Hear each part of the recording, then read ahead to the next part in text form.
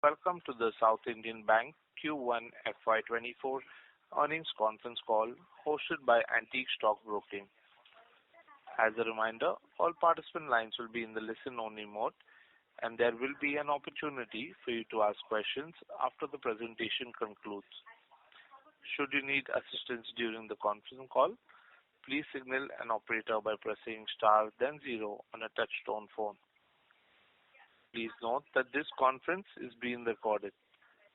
I now hand the conference over to Mr. Raju Barnaval from Antique Stock Broking Limited. Thank you, and over to you, sir. Good afternoon, everyone. On behalf of Antique Stock Broking Limited, I welcome you all to the South Indian Bank earnings conference call to discuss Q1 FY24 results. I thank the management for providing us the opportunity to hold the call. South Indian Bank management is led by Mr. Murali Ramakrishnan, MD and CEO, Mr. Thomas Joseph, EVP and Chief Business Officer, Mr. Anto George, CGM, HR and Operations, Mr. Sanjay Sinha, SGM and Country Head, Ms. Chitra, Chief Financial Officer. With this, I hand over the call to the MD sir for his opening remarks, post which we will have a Q&A session. Thank you, and over to you, sir. Good afternoon to all of you, and thank you for joining us for the South Indian Bank Limited Q1 FY24 earnings conference call.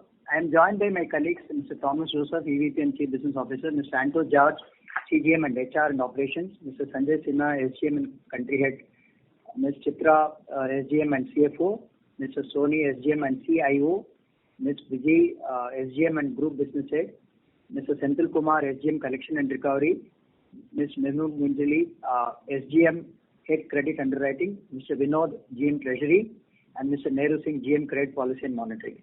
Let me start with the key highlights of financial performance for the quarter ended June 23. Highest ever business of 1,69,601 crore in the history of the bank. Total deposits grew by 8% to rupees 95,499 crores from rupees 88,196 crores on a year-on-year basis. Gross advances grew by 15% to 74,102 crores from 64,704 crores on a year-on-year basis.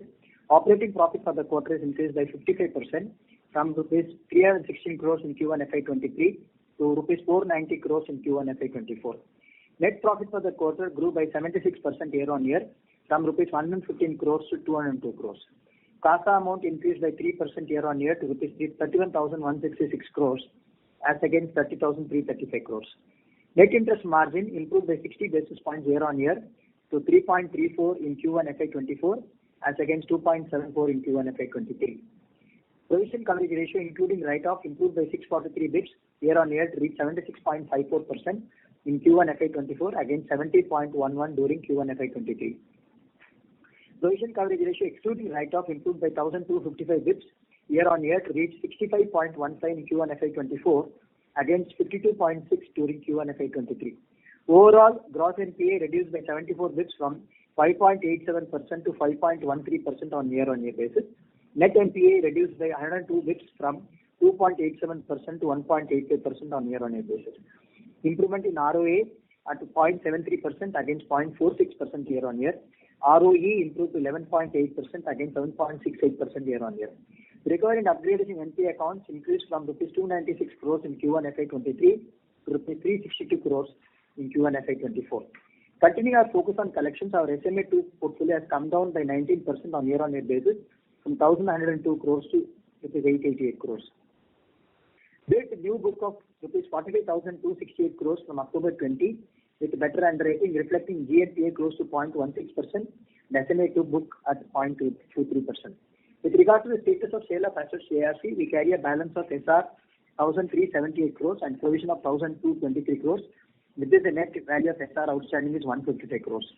CRAR improved on a year-on-year basis to 16.49 and the Tier 1 ratio stands at 14.04 as of June 30, 2023.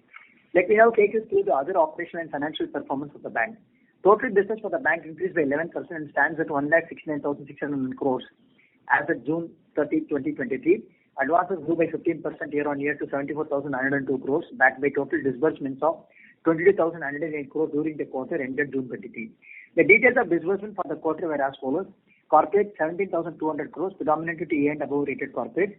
Gold rupees 2,883 crores. Business segment rupees 997 crores. And other retail 1,028 crores, which includes housing loan of 185 crores, PL of 286 crores, and other retail of 557 crores. The share of A and above rated large corporates has improved from 91% as of June 30, 22 to 96% at June 30, 23. We continue to grow our gold loan business. Our disbursement year on year from 1722 to 3623 was 11,256 crores with an average LTV of 83.94% and a ticket size of 1.6 lakhs. Gold loan book grew by 21% year on year to reach 14,478 crores. Personal loan is another segment where we see good traction since the launch of pre-approved PL in December 21. As of June 23, our PL book had crossed 1,935 crores. Credit card is another growth area which we launched during FY22. As of June 23, we had issued 2,51,099 cards with monthly average spends of rupees 21,273. The total book as of June 23 stood at 955 crores. As far as SME is concerned, we are seeing good uptick in disbursement month on month over past few quarters. We are cautiously growing this segment. The average monthly disbursement for this quarter is 332 crores. Coming to liability portfolio, our core deposits grew by 6% year on year to 92,043 crores. NRI deposits continue to be our strength and now stands at 28,382 crores, which contributes to 30% of our total deposits. Low cost NRI deposits stands at 9,116 crores. The bank saw a growth of 8% year on year in our NRI remittance business.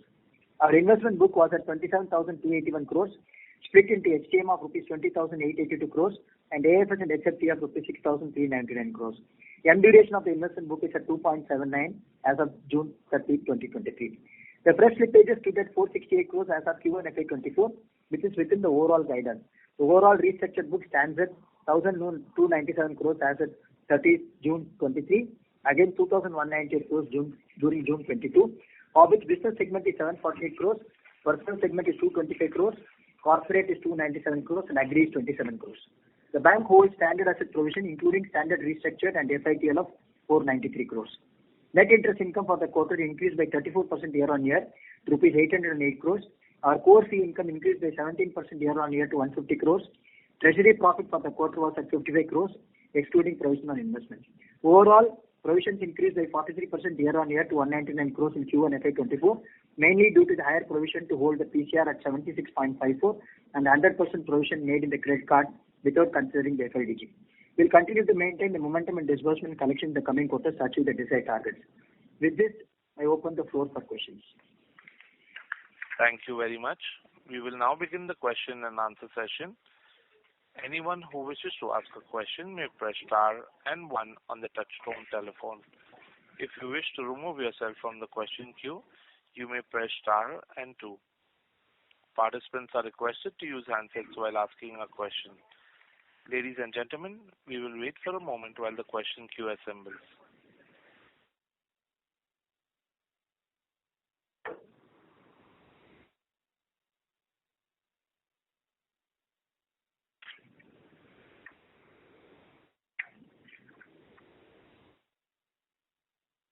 Our first question is from the line of Darshan Deora from Invest Group. Please go ahead.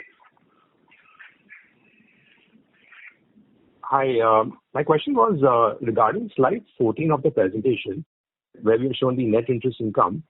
On that slide, we're showing that the yield on advances has come down from 9.3% in Q4 FY23 to 9.17. Can you just explain that? Why has the yield on advances come down?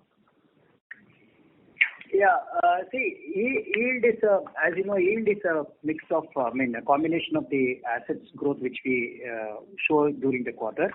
So when we are continuously driving to attract good quality assets, obviously you need to be taking care of the rate at which you want to offer such facilities. Therefore, this decrease is not anything which is specific. It's basically a combination of the assets which we grow during the quarter. One thing which we should be mindful is that due to liquidity situation, when we were repricing our liabilities, it's very important to reprice our assets also. But as you know, if you can fully pass on the increase in liability cost to the customers, sometimes you might end up losing the deal because of good counterparties will be expecting fine rates. Therefore, we need to be maneuvering this very carefully, not ensure that we don't lose good deals for want of slightly higher interest rates.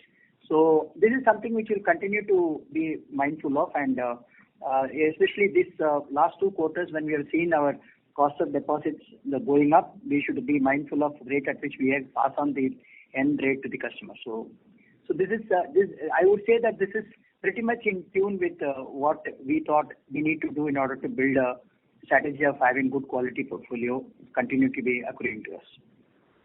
So I think on the previous call you had mentioned that the NIM on the incremental business was about 3.6%. Does that still hold true? See, NIM on that 3.6%, let me just take a couple of minutes to explain. See, what we do as a bank when we have when we are actually declaring a particular asset as NPA, you know that we stop accruing interest in our books, and we also do reversal of income. But when we do reversal of income, post that, obviously in the customer's account we'll continue to accrue interest, because at the time of settlement, which can happen either 1 year from then or 2 years from now, or so many years from then, we need to ensure that whatever recovery we do, as per the practice which we follow, we first set it off against the sacrifice which we do towards interest when we actually declare that as NPA. And post adjusting the sacrifice of interest which we did, we go and adjust against the GNPA reduction. So what this means is that in a particular quarter, if you have got a very big account recovered, like what happened in Q4, for example, when we recovered a Syntex, which is a very Syntex, and many other cases where we recovered a substantial amount, there has been a adjustment towards the interest sacrifice which we did, and this interest is actually shown under NII. To that extent, in any quarter where there is a bumper recovery happening, you will find that also contributing to the NII. So I would say that the 3.67% for the quarter was due to the extraordinary recovery which happened during Q4. However, this quarter, therefore, if you look at the NIM for the bank as a whole, for the full year, we ended the year with 3.3% NIM, which we have increased to 3.34% for Q1 of this year. So you'll also see in this year also, as we go forward, whenever a big recovery happens, you will find for that particular quarter NIM actually jumping. So NIM is contributed by life as usual increase in NIM, and this one-off which contributes to the interest reversal of sacrifice which we do, which can probably help us in showing higher NIM. Our on NIM is that we will reach 3.5% for the bank by March 24, which we continue to hold. So in a quarter we might exceed 3.5%, doesn't mean that we will be able to hold it for the bank for the full year. That's where we are now saying that for the full year we ended with 3.3 for last year, which we want to end this year with 3.5. Got it. That's very helpful. So essentially Q4 was more of an anomaly than really this quarter. And my second question was... we wanted that to be happening often, positive anomaly. Yeah, it was positive anomaly. My second question was, regarding the ROA guidance. Are we still on track to achieve the 1% ROA that we are guided for FY24? Yes. We endeavor to reach ROA of 1% by March 24. Of course, it definitely it depends. As you know, it depends on the situation of liquidity and the repricing and the ability to pass on increase in cost and the portfolio mix. So we are still continuing to want to reach that level of ROA. Okay. And my last question was regarding the the classification of the new book versus the old book. So there are definitely loans in the old book, which you sort of allow to lapse, and there are certain loans that you would like to renew because they're good quality customers. The loans that you renew in the old book, do they then move to the new book in your classification, or do they continue to stay in the old book? Wherever we give enhancement, we show it as a new book because then we do a fresh appraisal. But as you know, renewal is something which we cannot not afford to do. Even when a customer who is actually showing signs of stress, we need to renew, but then we will take action in terms of either decreasing our exposure or exiting that exposure. But however, wherever we are giving enhancement, we definitely do a reappraisal, and that's how we classify them as a new book.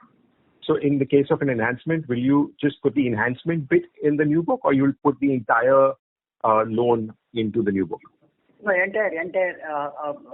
let me ask. I think Vinod, who is our finance head, he will answer that. Yeah. So the new book, what we are doing is that from October 20, whatever the new book, what are the disbursements happen to the new customers will be classified as new book. No, the specific question is when a existing customer who is coming for renewal, when we are doing enhancement, are we showing the full exposure as a new book or only the enhanced portion? And only the enhancement portion. Only the enhancement portion we show it as a new book. Okay, But thank you. when that account turns into NPA, for example, in future, obviously the slippages will be counted as a slippage happening from the new book. Yes. Okay. Thank you. Thank you. Ladies and gentlemen, in order to ensure that the management is able to address questions from all participants in the conference, please limit your questions to 1 to 2 per participant. Should you have a follow-up question, we would request you to rejoin the queue. Thank you. Our next question is from the line of Umang Shah from Kotak Mutual Fund. Please go ahead. Yeah, thanks for taking my question. Sir, a couple of them. One, just continuing on the margin side. Just want to understand that, let's say in the previous quarter, the recovery that we had factored in, had it not been there, then what would have our margins been in the fourth quarter? That's the first one. And just wanted a clarification. You said by March 24 we want to reach a 3.5% margin. Are you referring to the exit margin or the full year margin of 3.5, which compares with 3.3 full year margin of last year? Yeah. To answer your second question, we want to reach a full year margin of 3.5 for the bank as against 3.3 for the last year. And to answer your first question, in terms of NII, I can probably answer it in a different way. If you look at the NII, which we did for Q4, this reversal of interest on NPA, which happened due to recovery for Q4, was 101 crores. So in Q4, for example, our total net interest income was 857 crores, of which 101 crores were contributed by this reversal. So if you net it off, it's 756 crores for Q4. If you do the same thing for Q1, 808 crores is an NII, and the benefit due to reversal of interest on NPA due to recovery is 47 crores. So if you net it off, the net number is 761. So 761 for Q1 of FY24 in relation to 756 for Q4 of FY23, which has shown a growth of 1%. Understood. That's fairly helpful. Thank you. Sir, the second question which I have is on our OPEX. The employee cost line has seen a substantial jump this quarter. Just wanted to understand, is there any one-off in this 400 crore employee cost number? Yeah, I have Mr. Anto, who is the head of our group HR head for us. He will answer this question. Yeah. So the employee cost increase has been with 2-3 factors. One is that normally April, May we have additional employees coming in and normal increase and the DA increase, normal DA increase that is there, that is accounts to around 12 crore. And then there is a provision for the retirement benefits. So normally what we do is we take an actuarial valuation from the beginning of the year and accordingly we start providing. So last year also we had done the provision, but then year end when we find the actual, we had written back around 45 crore on the Q4 of last financial year. So that is where the difference is coming. It is even this year also we have taken the actuarial valuation. Based on that we have provided 72 crore on that. But then year end we will take a stock of that and we will see what is the position actual, what is the where does the actual stand, and if required we will write back. So that's why that there's an additional 45 crore we have returned back since we had provided more last year. The March, that is one area. And then wage revision, some additional provision has been also been made. I will just supplement what Anto said. In terms of employee, he said the number of employees have gone up. Just to give you numbers on that, last year Q1 we had an employee base of 9,553 people. In Q4 of last year we had employee base of 9,677. Whereas for Q1 of this year we have an employee base of 9,894. So in all we have in all we have increased our number of employees from 9677 of Q4 to 9894. So that has resulted also in increase in salary cost. But you know that this increase happens in Q1, but this is pretty much taking into account the full year employee requirement. Understood. Sir, and my last question was a bit of a clarification on the credit cost. So during your opening remarks, you did mention that there was 100% provision made on the credit card portfolio without considering FLDG. So just wanted to understand, number one, how big is the quantum? And second is, should we assume that given that we already have a FLDG provision out there, that provision that we have taken in the first quarter might get reversed during the course of the year? Yes. It's a good question. So what we were doing till last quarter was whenever we were getting we have an FLDG arrangement of 4.5% with our fintech partner. So whenever we were receiving FLDG based on the NPA slippages happening, we were actually, when it comes to provisioning, we were netting it off, and therefore this was not reflecting in provisions. Whereas consequent to the new guidelines which RBI had come out with in terms of digital lending guidelines, we still maintain the view that credit card guidelines which RBI had issued in 2016 and even subsequently is the one which we should be guided by. But in view of this FLDG guideline, talking about digital lending guidelines, which is talking about FLDG, we are just waiting for clarification in order to really account it as a inflow into our income.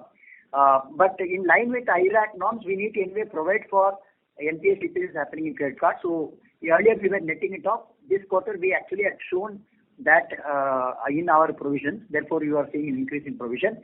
However, the inflow which we have got through FLDG, we have not accounted for it. We are waiting for that clarification. If it happens within Q2, then we will see the reversal of that happening in Q2 itself. Sure. And sir, how big is the quantum? 38 crores. 38 crores. Sure. Sorry, and just one last question if I can squeeze in. So, sir, this quarter we have also seen a jump up in slippages. Now, I understand that there is a bit of a seasonality out here. Keeping that aside, I mean, should we assume that our full year guidance that we gave of slippages of about 1,500 odd crores and similar quantum of recoveries, we would be able to sustain that? Yes. Yes. Okay. We always seen that Q1 slippages are always on the higher side. Like if you look at last year Q1 and even prior year Q1, slippages in first quarter are always little on the higher side. This slippage also in this quarter has happened due to two specific corporate accounts which had slipped, and this usually happens in Q1. So going forward, we are still maintaining the guidance of 1,500 crores. I'm fairly confident that we'll be able to cut a little bit in that. All right. Perfect. Thank you so much for the clarification and wish you good luck, sir. Thank you. Thank you. Our next question is from the line of Priyansh, who's an investor. Please go ahead. Yeah. Am I audible? Yes. Hello. Yeah, you're audible. Yes, sir. So I have two questions. First of all, that is regarding NCLT. How much exposure we have for those corporate which are under NCLT? And is it fully provided? Senthil, you want to answer that while I take the exact numbers? Senthil, are you there? Yeah, am I audible? Yeah. Please. Yes. No, see, I'm saying there are how much of portfolio lying exactly with NCLT? I think I'll just give you the number in some time. Whatever we have, Senthil, I will answer that while you see. We have got we have referred close to 14 accounts to NCLT, and the GNPA as against these 14 accounts adds up to 236. As against that, we have provided for 217 crores. In effect, we have provided for 92% of the accounts lying in NCLT. So, when do we expect, or how much do we expect that, in the coming quarter of this financial year, we may be able to recover from these accounts? See, it purely depends on how NCLT functions. I mean, nobody can guess that correctly. No, sir. And I fully understand. What I'm saying is if some cases are suppose in the advanced stage, something like this, suppose the COC meeting already happened and kind of thing, so that I'm just getting about that one. So let me just complete what I'm saying. It's I don't think it's a good idea to speculate which one will get done, because many of these accounts are lying today either in loss assets or DA1 or 2. These are the status of these assets. So, and you know that in NCLT, right at the time when IBC got introduced, the expectation from IBC, as we saw going forward, from then on, we weren't really seeing good traction happening at that point in time. Subsequently, we had a couple of good recovery also happening through IBC. So my suggestion would be not to really overestimate or underestimate in this area. Suffice to say that we are keeping 92% of our accounts referred to NCLT, and it's if you compare my overall number, it's insignificant. It's 236 crores is what we are talking about. Therefore, it's not very material. And we have provided anyway for 212 crores, 92%. So, in my view, I don't want to speculate whether we will recover more or less from this. No. Also, just to add, I thought, we also have to keep in mind that, COC happening, getting a plan in place is not a recipe for immediate. Intex itself, if you remember, we had in May of 2022, and then we finally got the money in March of 2023. I'm saying it's not possible to estimate with that. Correct. Thank you. Yeah, I agree. That's why I'm saying if it happens, it's a bonus for us. If it doesn't happen, we are conservatively estimating, and we will not be hesitant to even provide fully and wait for the resolution to happen.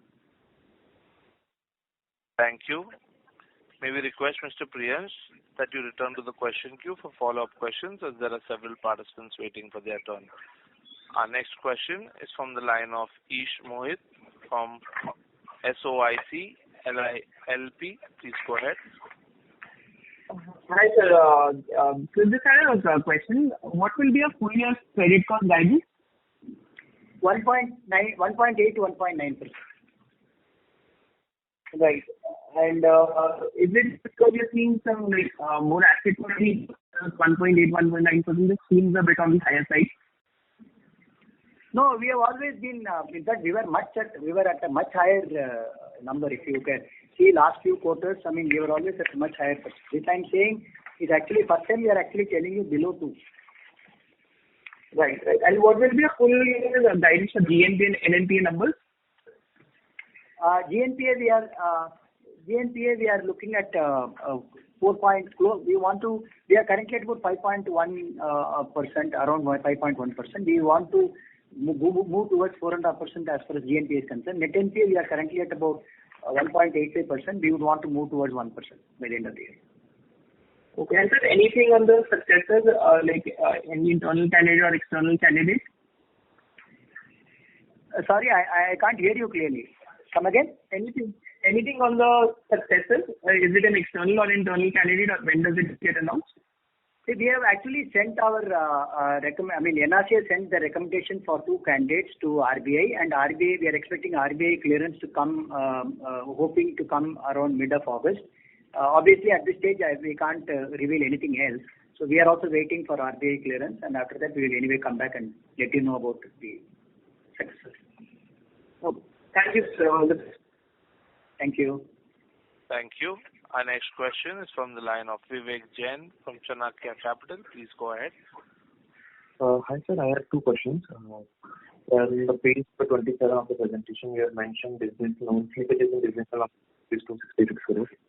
Can you share the breakup between corporate and retail loans? Sorry, your voice is not clear at all. You will have to repeat your question and maybe talk a bit slowly because it's jarring. Yeah. So on the page number 27 of presentation, you have mentioned the business loan slippages amounting to rupees 266 crores. Can you share the breakup between retail and corporate loans? Just a second.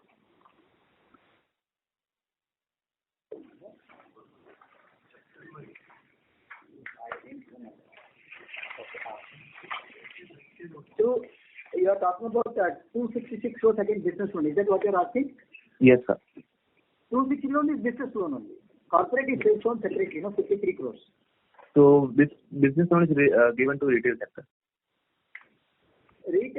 Personal segment is 96 crores. If you're talking about segment-wise, NPA slippages are 468 crores. Agriculture is 52 crores. Business loan is 260 crores. Personal segment is 96 crores and corporate is 53 crores. No, so this business loan is given to retail or corporates? I didn't understand. Retail is to individuals. Business segment is to SME. I didn't understand your question. Okay, so this is SME, 266 crores. Yes. We are clearly defining that personal segment, retail is to individuals. We are saying SME is below 250 crores of turnover as per the definition of RBI is SME, which is business segment. Anything above 250 crores is corporate. So we are classifying them as per that only. Okay. And you have mentioned that 2 corporate accounts have slipped to NPA category. So how much is the exposure to those accounts? Those accounts adds up to close to 53. 1 second, you can ask. Yes, sir. So totally 3 accounts were there, amounting to total 53 crores. One account is actually the amount is low. In one, it is about 30 crores. So that's how it happened. Thank you.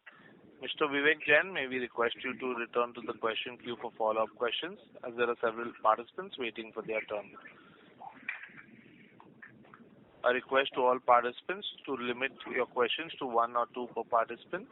Should you have a follow-up question, we would request you to rejoin the queue. Thank you. Our next question is from the line of Rahil Shah from Crown Capital. Please go ahead. Hi, sir. Good afternoon. Good afternoon. All your questions have been answered.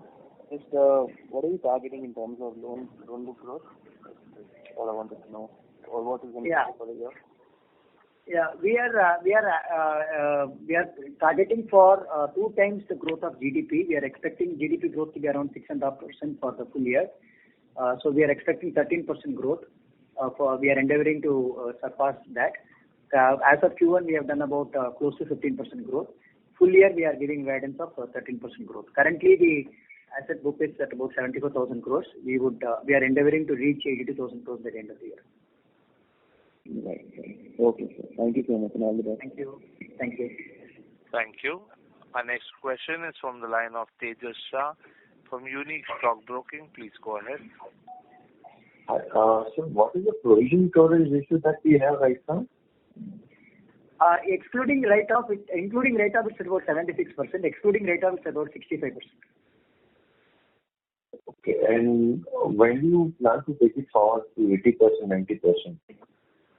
Yeah, we'll be doing that. We want to reach the first milestone of 70% by the end of the year, excluding write-off. And what you should remember is that as we keep increasing PCR, you need to keep providing far in excess of what the IRAC norms mention.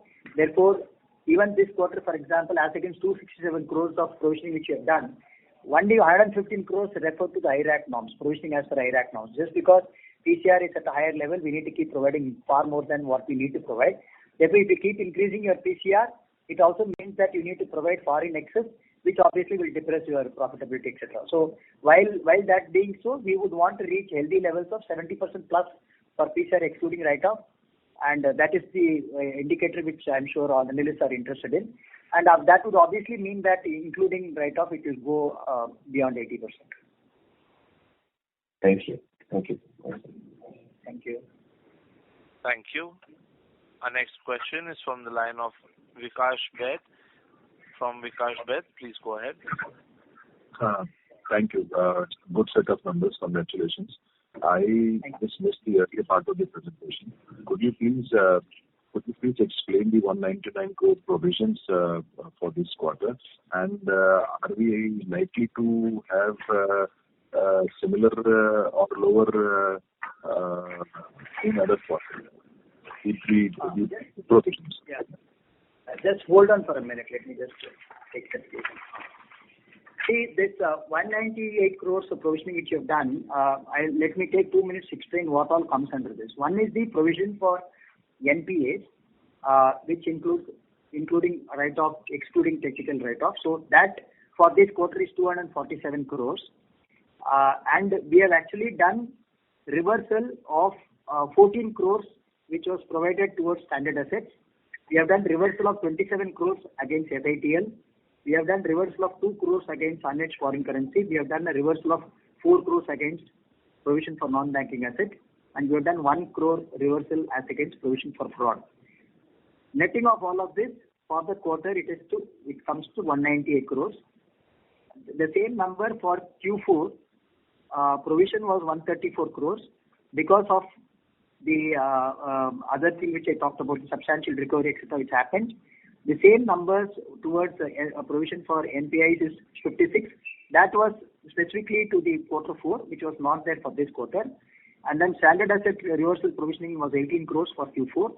FITL reversal was 16 crores. And we had to provide 2 crores towards unhedged foreign currency. That's what got reversed this quarter. And then 6 crores towards other impaired assets, which again has come down to 1 crore, reversal of 1 crore now. So total for the Q4 was 39 crores. As against 198 crores, Q4 it was 39 crores. But if you look at it, this was primarily due to provision for NPA, which was a which had a substantial reversal in Q4. While the overall NPA, as I told earlier, this provision for NPA also includes 38 crores which are provided towards credit card, which was actually netted off in the till last quarter. Okay, thank you. And the through the rest of the year, are we likely to see similar provisions, or is it to be more moderate than this? I think typically Q1 slippages are on the higher side. So we are continuing to hold the guidance of 1,500 crores slippage for the full year. So we certainly expect it to moderate in the coming quarters. Okay, thank you, sir. Okay. Thank you. Our next question is from the line of Jai Mundra from ICICI Securities. Please go ahead. Yeah, hi, good afternoon, sir. Thanks for the opportunity. Sir, if I adjust, as you said, the NPA recovery, right, if I adjust for that in the NII growth is around 1% quarter on quarter. That would mean that your margins would have still declined versus fourth quarter. And then you estimate a full year margins rise of around 20 basis points. So what are the levers in a scenario where the growth is still coming from corporate, which is very competitive? B, the cost of deposit would still ideally rise, and the yield expansion is likely to be, more plateaued. So wanted to understand your thoughts there. Yeah, good question. See, first let me tell you when the increase in cost, repricing of deposit happens, depending on the ability of each business line, we are able to pass on.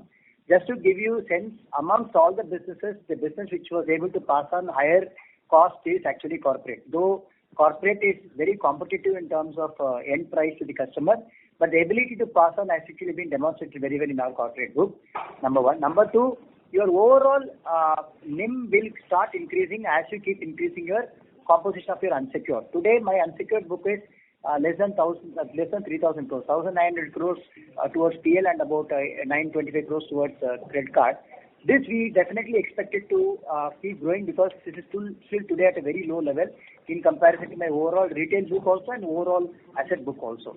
So you know that this comes at a good NIM, and we are actually hoping that we are coming up with two big initiatives which are WIP, with which hopefully we'll be able to improve the traction of personal loan happening and credit card happening, with which we are expecting to see an increase in NIM going forward. Having said that, we will also continue to endeavor to pass on increase in cost across all other business lines too. So in terms of gold loan, in terms of SME loan, all that also we will endeavor to keep on passing on increase. But you are right, in terms of the repricing of deposits, we have done repricing to some extent, but then there is still some more to be done. Maybe by second half you will be probably seeing moderation. We also hope that regulators not increasing in repo rate beyond 25 basis from the current level. Hopefully after that it will stabilize. So I would tend to think that you can probably may have to reprice little more, and then hopefully it will stay on. And from then on, their ability to pass on this increase in cost to the customer will decide the NIM traction going forward. Yes, I do agree that it's not going to be easy to take it to 3.5% level. We are currently at 3.34, but our endeavor will definitely be to take it to that level because we are expecting some more recovery to happen in big accounts in the coming quarters, which will definitely help us to write back some of the sacrificed interest income. With all that, we believe that we'll be able to take it forward for the full year at 3.5%. Understood, sir. And secondly, while there is some reclassification maybe at the beginning of the financial year in terms of MSME, etc., but what is the reason for such a sharp drop in the MSME? Are we getting out priced by some of the competitors, or what is the situation there? See, this revision which you have done in the beginning of the quarter is primarily to ensure that some of the group accounts of corporate which were earlier booked under SME because of the exposure being small, etc. Now we are realigning them to corporate so that the corporate can be serviced by a single relationship manager who is handling the relationship. So that has led to some of the exposures moving from SME into corporate. And some of the exposures in SME, we had a fairly large exposure of excess of 25 crores, etc., where we felt it makes sense to be handled by a large corporate team. And similarly, some of the individual retail loans which were taken by SME borrowers, which were earlier booked under SME business, we have now moved them because the underlying loan is for the individual towards LAP or towards home loan or towards car loan, etc. We have now realigned them to the retail. So this is the initial rearrangement which you have done in the opening book of 72,051 crores, which you started the year with. But with respect to your question on book growth in SME, it's a combination of few factors. Obviously, the fresh disbursement will add to the increase in book, and you will also lose your book because we want to do forced exit depending on the behavior of the customer. And also, there will be a little bit of poaching which can happen due to competitive pricing being offered by competition. So it's a combination of them, and therefore we are not in a tearing hurry to increase our SME book because we know that it's a very difficult business. You will have to be very, very careful in building that book. Even today, if you look at my first quarter slippage, predominant contribution has come from SME of the past legacy book. So we will continue to be exercising caution in building this book. But so long as we are able to change the mix of the SME book with more and more of core SME and supplemented with the bill discounting for SME, and we are able to maintain quality of the new book, we are fairly sure that it will continue to yield a reasonably good income for us while maintaining the quality of the book. Right. And last, just one data point question, sir. Of the total recovery upgrade and write-off, if you can bifurcate into how much is the recovery upgrade and write-off separately for this quarter. Yeah.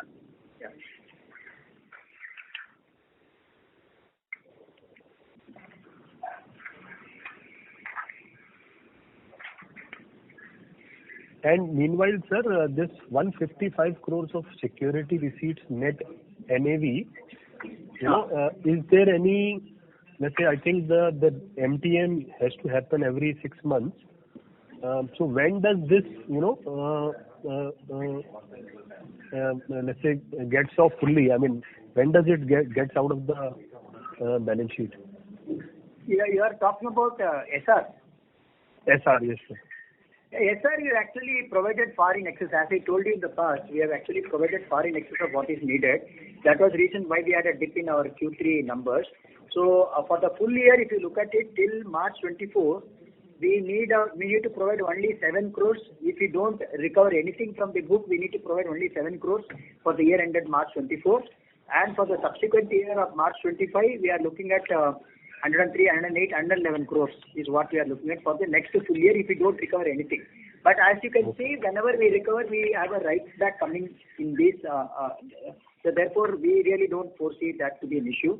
But just to answer your earlier question, fresh slippages was 468 crores for the quarter, and we have done a GNPA recovery of 217 crores, and then we did a write-off of 174 crores. These are the breakup of what we have done in our opening balance of 3708 crores. So the closing balance for GNPA is 3804 crores. Sure. Understood, sir. Thanks for patiently answering all the questions, sir. All the best. Thank you. Thank you. Our next question is from the line of Arjun Bhatia from Bowhead Investment Advisors. Please go ahead. Yeah, hi. Am I audible? Yeah, you are audible. Yes. Yeah, hi. Thanks for the opportunity. So in the last quarterly call, you had mentioned that credit cost for full year FY24 would be crores or close to 1% of loans. So just wanted to clarify in that credit cost. 1.1 to 1.25% is what we are holding. See, I'm actually, let me put it this way. We are looking at asset growth to reach a book size of 82,000 crores by the end of the year. And we are looking at a slippage of not more than 1,500 crores for the full year. Therefore, with this in mind, you can, if you sort of work it out, it will come to close to 1 to 1.25% as the credit cost. Okay, got it. And this has got, as I said earlier, it has got a lot of components within that. If you were to really look at the breakup of, let me just spell that out, because I in my earlier question also I had given some breakup, because it's very easy to miss these numbers and probably we can misinterpret. So one is, when you look at the credit cost, we are talking about, one is loan loss provision. That's the number which we start with. Then we have a restructured and FITL, where if some account is turning into NPA, then we will take that away from FITL or restructured provisioning. Then there is a security receipt. Depending on the recovery which happens, there is a reversal of provision which will happen because of the liquidation of security receipts.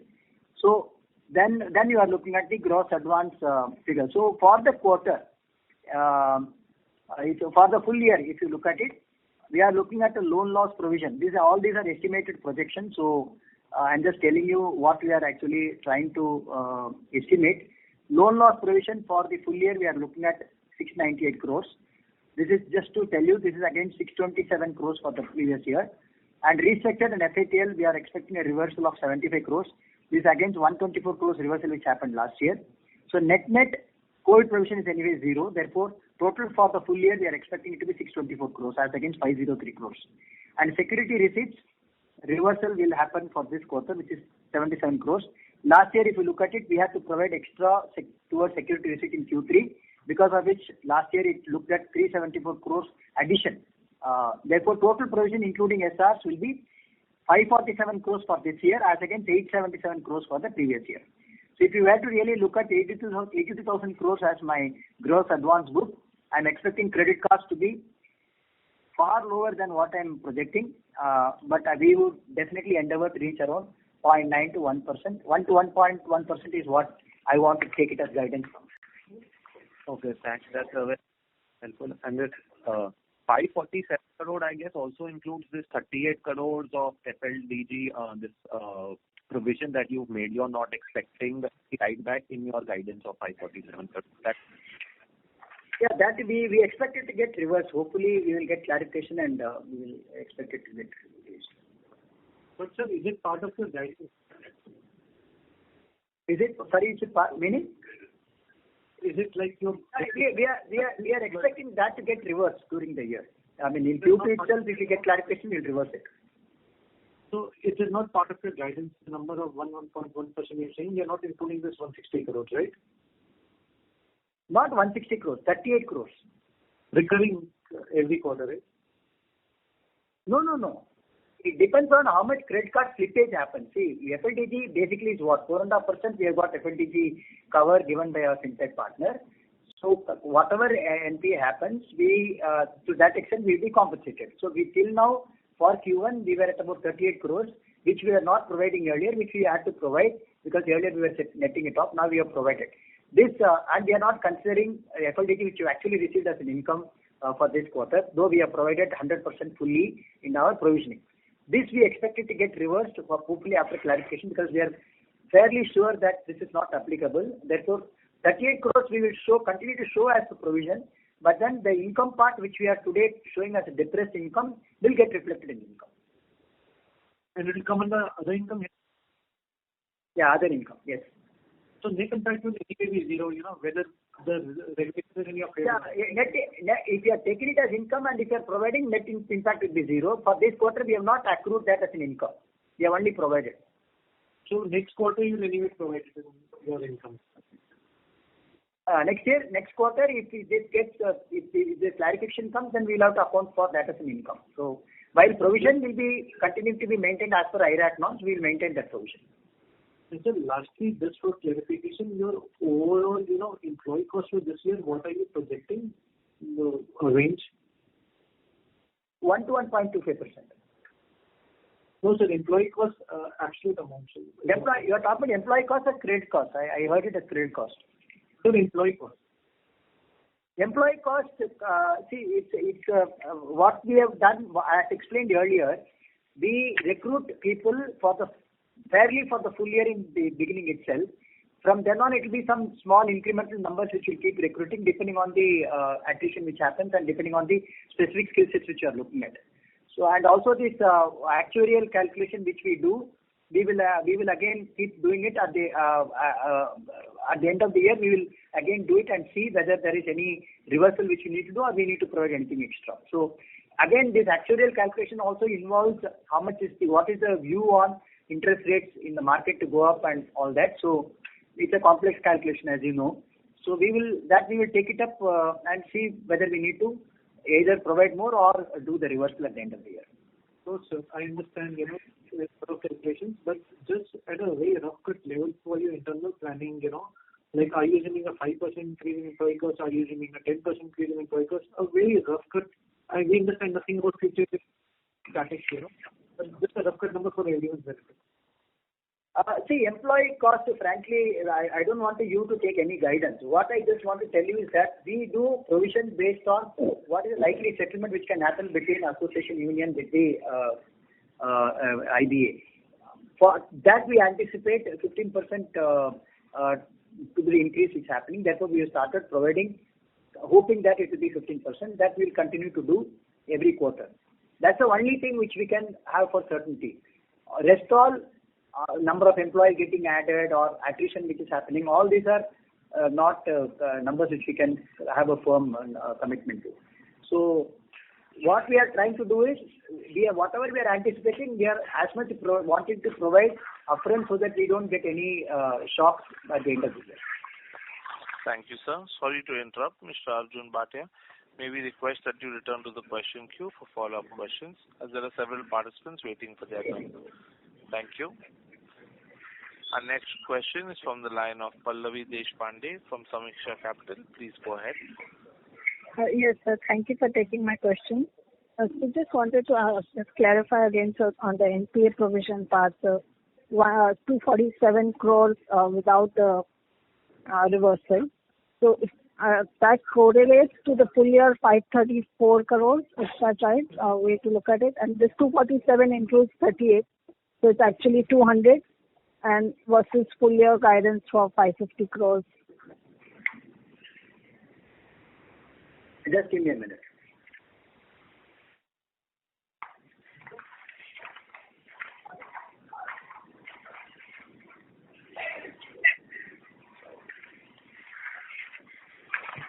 Yeah.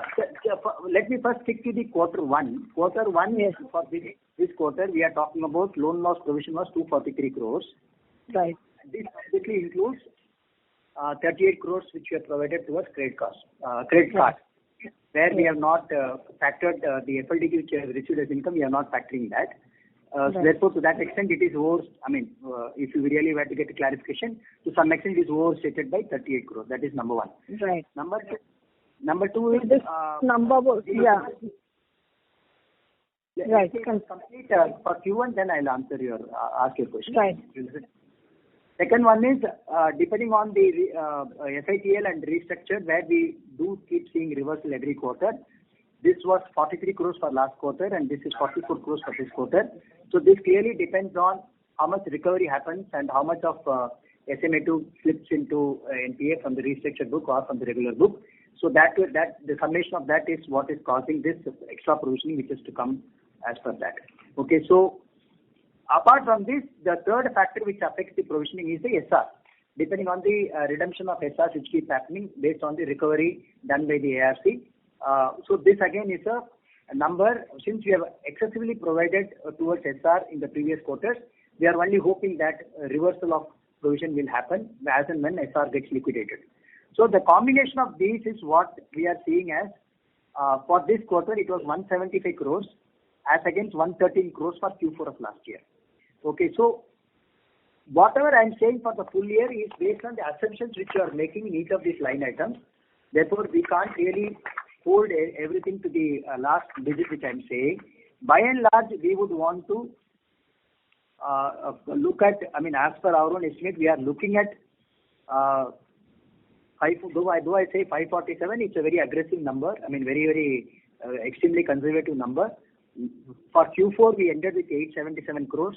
For the full year, we ended with 877 crores for last year. And year before, obviously, due to COVID, it was 1,643 crores. And the FY21, it was 1,603 crores. So if you were to really look at numbers of last 3 years, 1,603, 1,643, 877. So if you are really touching 547, which is what I'm saying, I think we should be really congratulating ourselves because it's too an aggressive number which you are wanting to target.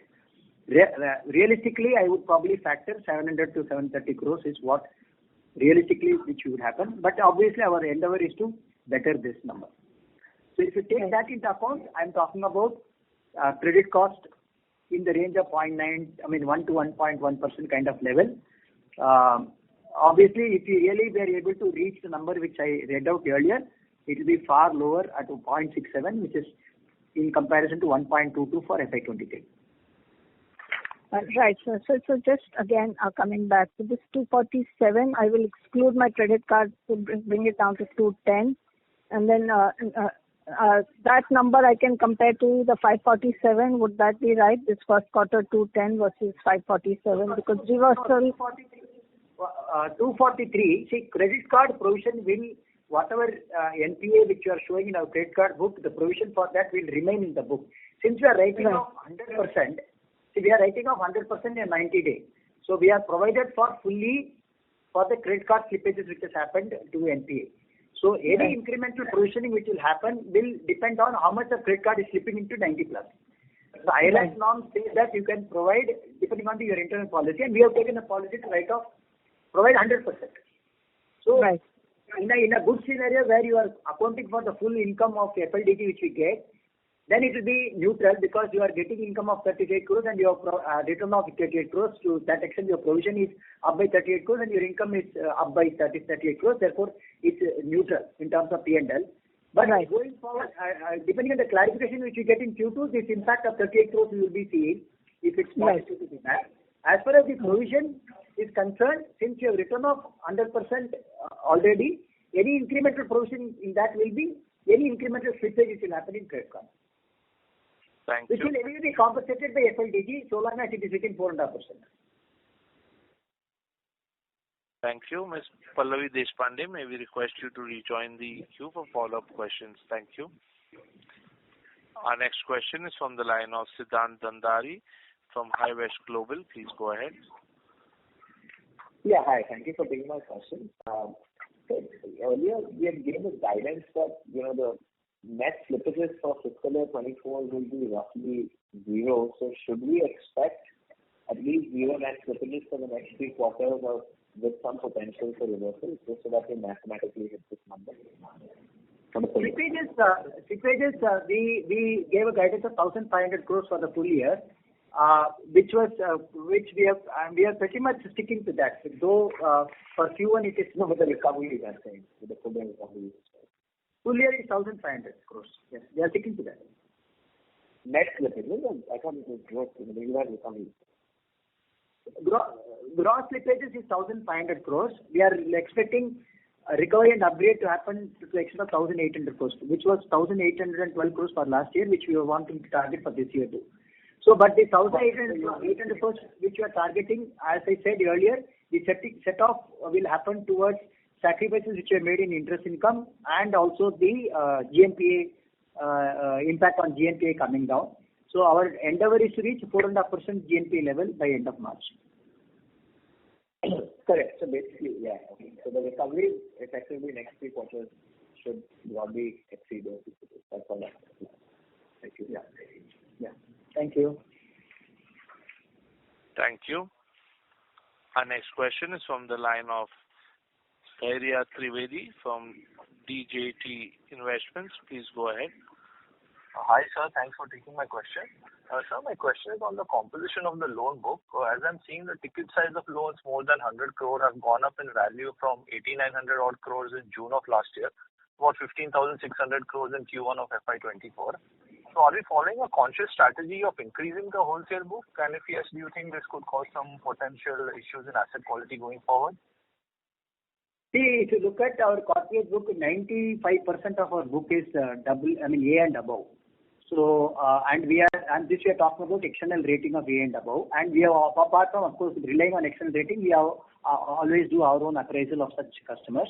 Therefore, we believe that we are actually onboarding really high quality corporate customers. So we don't really expect such customers to default. I mean, if A and above, if we are not going to be trusting their probability of default, I'm wondering how one can manage SME and other retail book.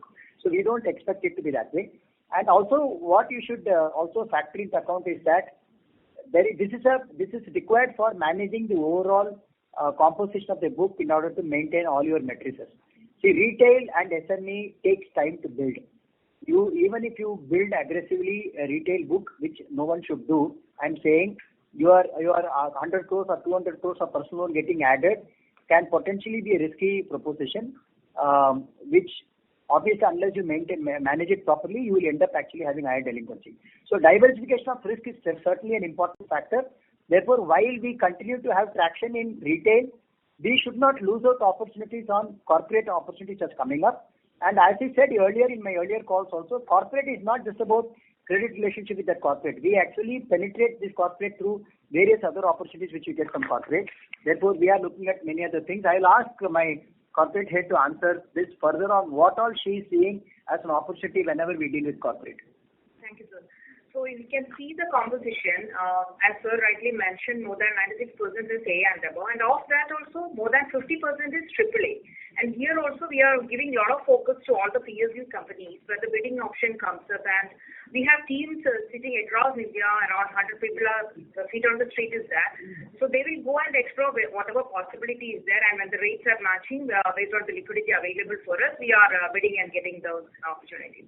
And when I am talking about the feet on the street with regard to the corporate RMs, wherever they are going, as sir was mentioning, we follow the ecosystem concept wherein the corporate RM will be accompanied by sometimes with the forex RM, sometimes with the retail asset guy, sometimes the digital partners, and all those people will be accompanying the corporate RMs to find out what all are the opportunities in other areas so that we can ring-fence all the business that is happening around that corporate, including the employee CASA, the employer CASA, the digital opportunities that are available, the wealth opportunities, wealth investment, everything. So that's how we look upon the ROC of a particular deal when we enter into a particular deal.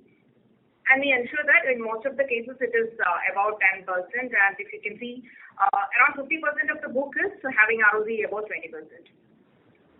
Thank you. Okay. And sir, with regards to the credit cost, just one clarification to one of the earlier participants who mentioned that you're envisioning a credit cost of 1.8%. And, later in the call, you said that, you're expecting it to be between 1.1 and 1.2%. So what is the total, provisions you're expecting for the year? Is it more like 800 crores or something like 1,500 crores? See, I think maybe I might have answered like 1.8%. That was the slippage ratio which I'm talking about. Slippage ratio is going to be 1.8 to 1.9% for the year. This slippage used to be in excess of 2%, 3% the previous years. So when we are talking about 1,500 crores of slippages on the 82,000 crore book, I'm talking about the slippage of 1.83%. So probably if I had sounded it like a credit cost, then probably I'm wrong. I was wrong. I was referring to the slippage ratio. With respect to credit cost, I continue to maintain that we are endeavoring to reach around 1 to 1.1%. That's the number which we are targeting for the year. Okay, sir. Thank you. And sir, congratulations on a wonderful tenure with the bank, and wish you all the luck going forward in all your future endeavors. Thank you so much. Thanks a lot. Thank you. Our next question is from the line of Sri Shankar from InCred Capital. Please go ahead. Good afternoon, sir. First of all, nice to know that you are continuing with what you have set across 3 years back. Okay, my quick question is, so we have had a steady view on the slippages effectively on SMA2, the trust accounts. We have been seeing it coming down. In this current quarter, we have seen a sharp jump. do you think anything special has happened, or we still continue to see that SMA2 numbers continuing to remain on the lower side going forward? Yeah, it's a good question. So certainly, yes, we would see when we are managing the overall slippages ratio. You know that a lot of efforts go into keeping the accounts not to slip into NPA. Therefore, and we also do continue to work with the customer not to let it slip into the higher buckets. So there is the way we manage this is that we look at SMA 1 and 2 as one component for managing, and the NPA as one component for managing, and we look at SMA 0, which basically tells you the initial delinquency.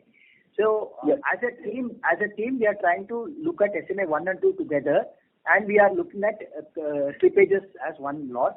So slippages, though we had a slippage of 460 odd crores this quarter, which was, as earlier explained, it was due to three specific accounts, big accounts which got slipped into NPA this quarter, which was earlier lying in SMA 2, which slipped into NPA this quarter.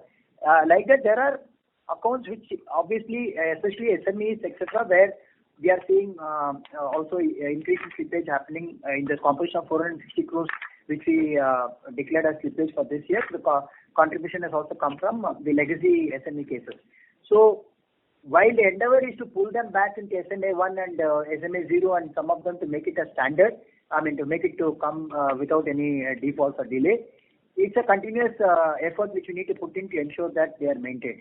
So long as, the way I would look at it is SMA 1 plus 2 as one bucket and slippage as one bucket, and SMA 0, which generally happens due to technical reasons also. We definitely have an eye on that, but then we are not too worried about it. Whereas SMA 1 and 2 together as a block and the slippage as a block, we should do a close watch on that. Yes, sometimes it happens that whatever you have been maintaining under SMA 1 and 2 do slip into showing as NPA. And like they say, in the same fashion, some of them which were lying as SMA 1 can slip into SMA 2, which we'll be able to pull it back to SMA 1. So the way we manage it is to look at them as one block. So I'm not unduly worried about the increase which is happening in SMA 2 for this quarter.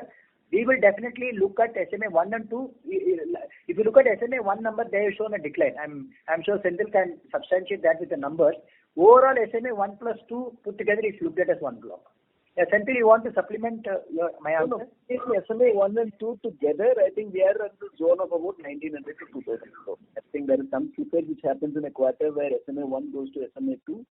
But overall, the numbers are about 1,900 crores between the two of them.